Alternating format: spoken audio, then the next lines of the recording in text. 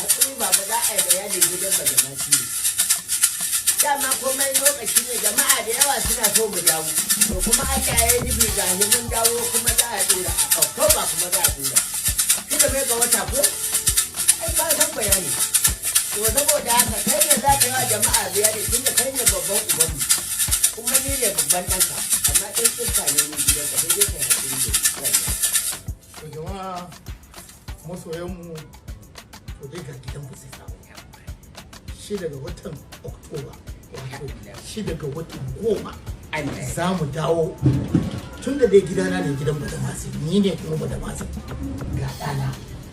Ku sha kallo lafiya kuma ku biyo mu za ku ga abin da ya wuce wancan da kuka sani saboda wannan akwai kwakiyariya akwai ɗumi akwai sanyi ba abin da ba a haɗa ba sai ma da shi daga watan Oktoba din shi daga watan 10 a arewa 24 takwas sai dai ranar alhamis kuma ranar juma'a kuma za a sake ƙarfe 9 za a sake nan ma za a sake nana ta mu ku biyo mu ku sha kallo Allah sarki baba